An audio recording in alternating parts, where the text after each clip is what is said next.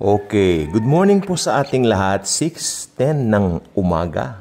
Mabiyayang morning sa lahat ng inaabot ng video ito, ng vlog na ito, kung ano man tawag nyo rito, whatever, no? So, sa umaga pong ito, narinig na po ba ninyo yung number 84? Ano yung significance nito sa September 23, 2025? You know what? Uulitin ko po yung aking stand.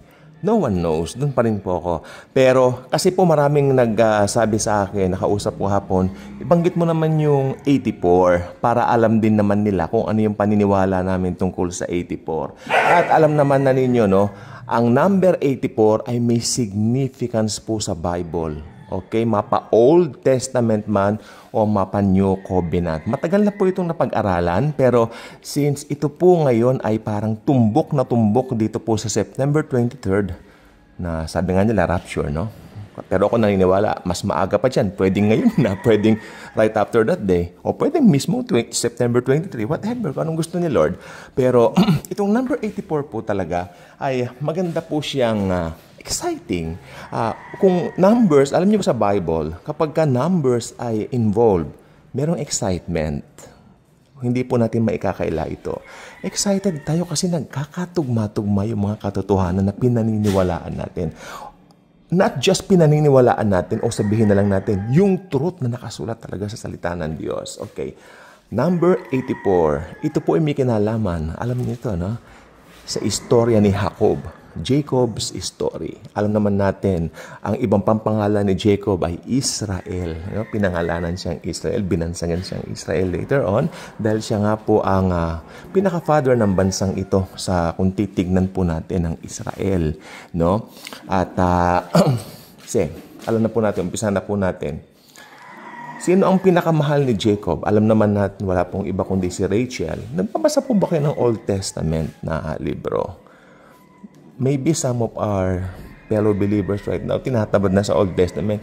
Huwag po, sapagkat marami tayong makikita mga significant things na pwede nating i-apply sa New Covenant.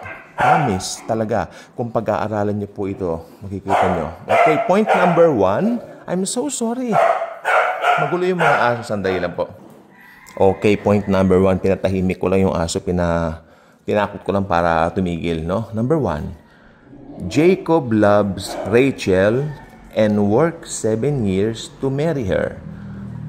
But Rachel's father, Laban, gave Leah instead. Dinisib niya, nilinlang ni Laban itong si Jacob. Mahal na mahal ni Jacob si Rachel. Sa Tagalog po, Raquel. No?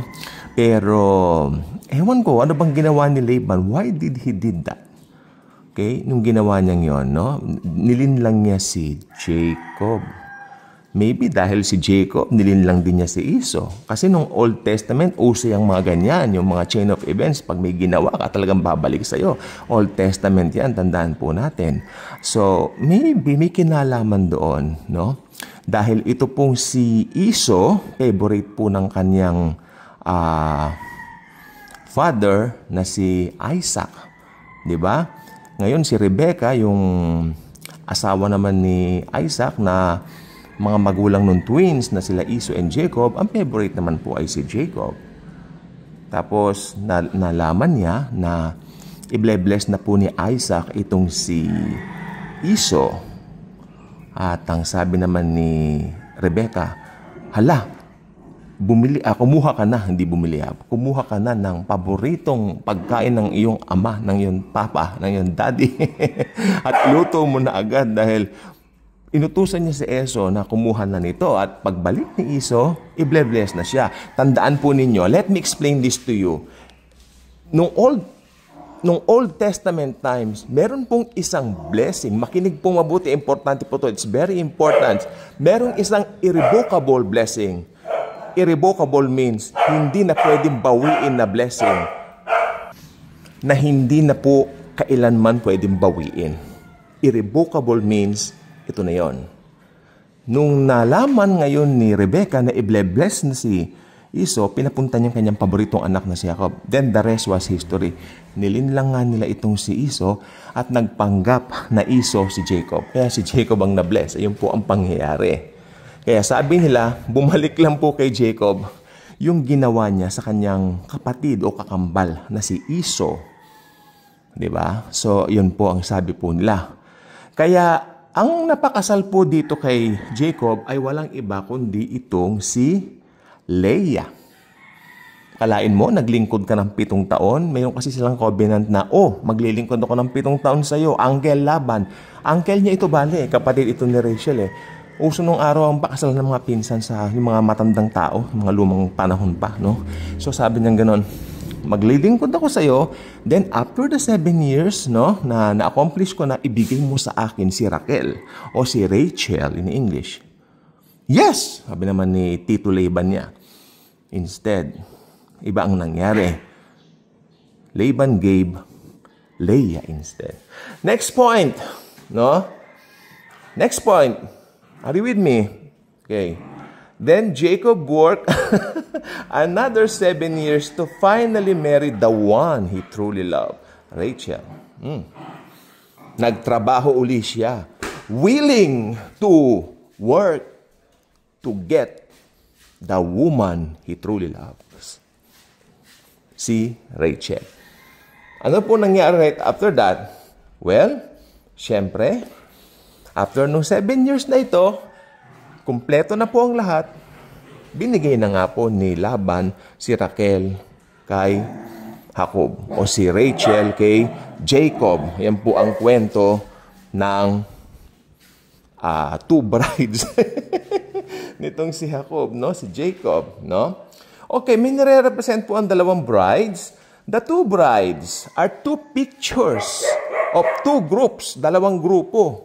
Okay, the first group, yung nire-represent po ni Leah, he represents the Gentile bride. Kasama po tayo doon, the church. We are Gentiles, we are just being grafted para tayo po ay magkaroon ng ugnayan sa Diyos because of Jesus Christ. Tayo po mga hentil na nadikit lang tayo sa Diyos dahil kay Jesus. Kaya si Jesus po talaga ang main person, no? Sa ating mga hentil. Okay. Are you with me?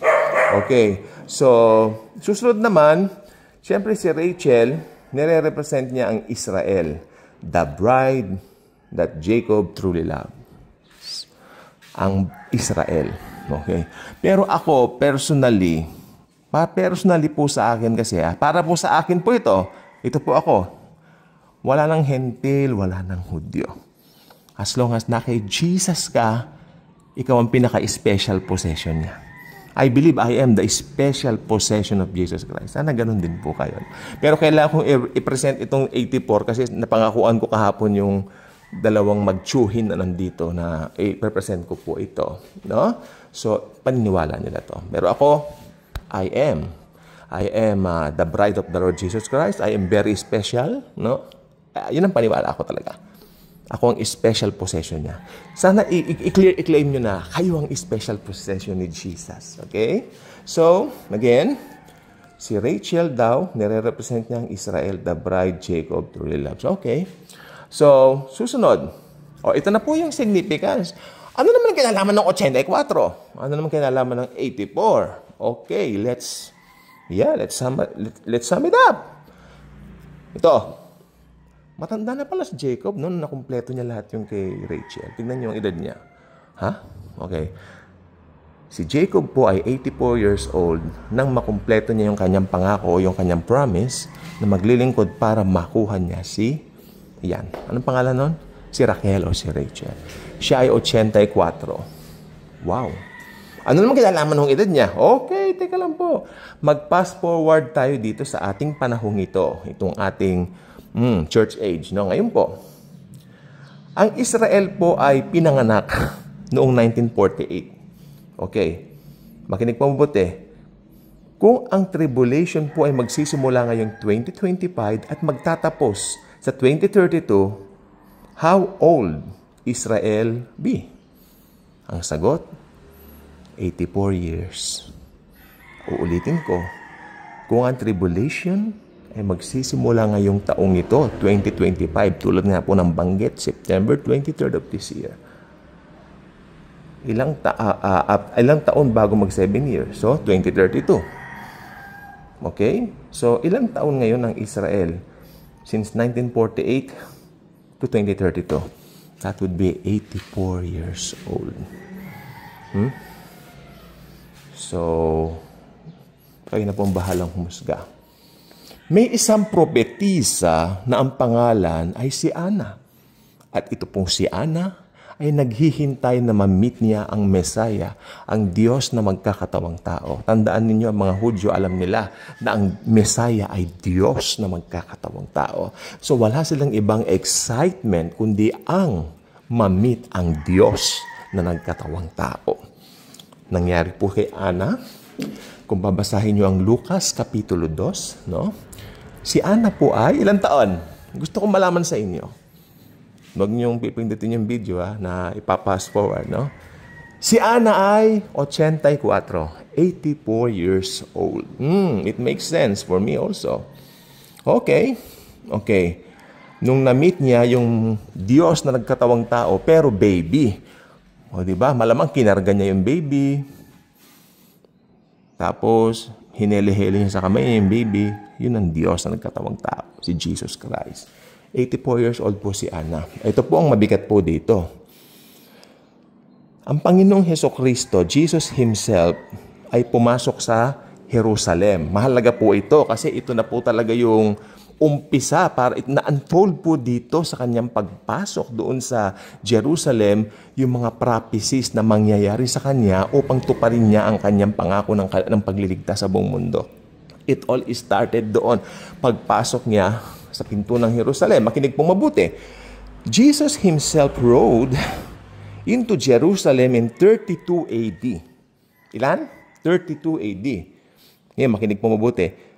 If He returns in 2032, that's exactly 2,000 years later. So, it makes sense. By the numbers. By the numbers. By the numbers. Okay? It makes sense po ba, mga kaibigan ko at mga kapatid ko kay Kristo?